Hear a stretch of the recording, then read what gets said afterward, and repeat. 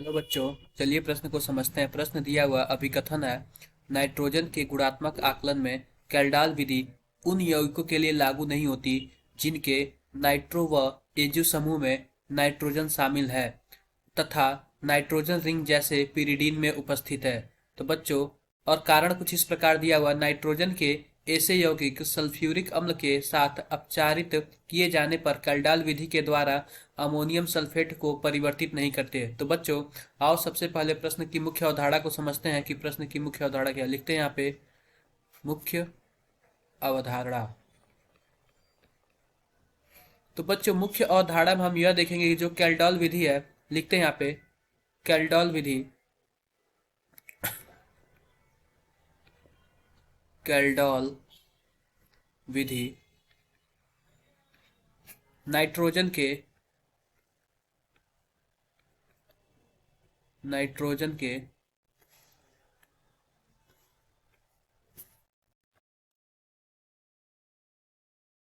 Nitrogen के गुणात्मक विश्लेषण के लिए किया जाता है। गुणात्मक विश्लेषण के लिए किया जाता है, गुणात्मक आकलन के लिए किया जाता है। आकलन के लिए किया जाता है, किया जाता है। बच्चों, देखते हैं जैसे इसमें क्या होता है कि इसमें हम क्या करते हैं कि जो हमारे पास कोई ऑर्गेनिक कंपाउंड होता है, लिखते हैं यहाँ पे कार्बनिक यौगिक। कार्बनिक यौगिक जो होता है, कार्बनिक यौगिक में हम H2SO4 मिलाते हैं और H2SO4 मिलाने पे इसमें कॉपर 2+ भी होता है। इसमें क्या बनता है, हमारे पास कुछ अमोनियम सल्फेट बनता है, कुछ इस प्रकार बनता है NH4 पे ट्वाइस SO4 अमोनियम सल्फेट बनता है।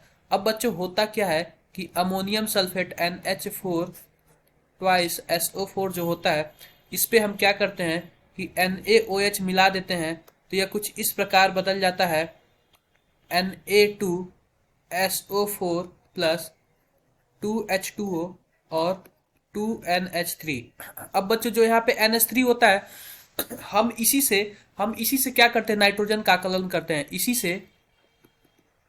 इसी से नाइट्रोजन का आकलन करते हैं,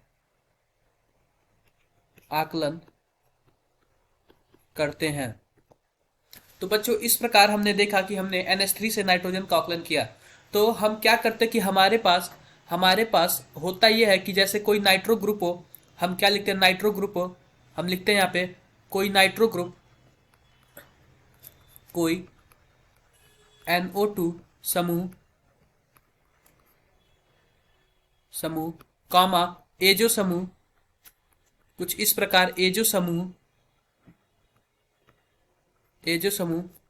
या ऐसा नाइट्रोजन जो रिंग में हो जैसे कि पिरिडीन, ऐसा नाइट्रोजन जो रिंग से जुड़ा हो जैसे कि पिरिडीन का आकलन नहीं हो पाता, का आकलन नहीं हो पाता,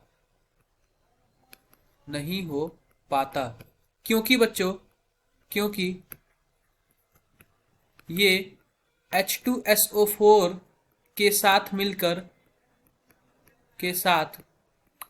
मिलकर या फिर अभिक्रिया कर कर अमोनियम सल्फेट का निर्माण नहीं करते, अमोनियम सल्फेट का निर्माण नहीं करते।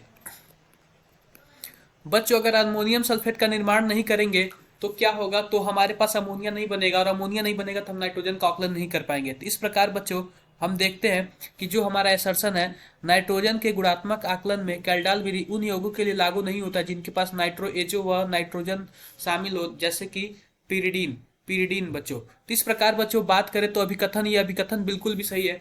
बात करें कारण का, तो नाइट्रोजन के ऐसे यौगिक सल्फ्यूरिक अम्ल के साथ अपचारित किए जाने पर कैल्डाल विधि के द्वारा अमोनिया सल्फेट को परिवर्तित नहीं करते। तो बच्चों, बात करें तो यह भी रीजन भी सही है, क्योंकि ऐसे यौगिक जो नाइट्रो हो, एजो हो और पिरिडीन जैसे हो, तो वो क्या करते हैं कि अमोनियम सल्फेट नहीं परिवर्तित करते, जिसकी वजह से हम नाइट्रोजन का आकलन नहीं कर पाएंगे। तो बात करें बच्चों विकल्प अ में दिया हुआ कि एसर्शन और रीजन दोनों सत्य है, और आर ए की सही व्याख्या। तो बच्चों ये जो विकल्प ए है यह बिल्कुल सही है। आशा करते हैं कि आपको मुख्य अवधारणा के आधार पर प्रश्न समझ आया होगा। धन्यवाद।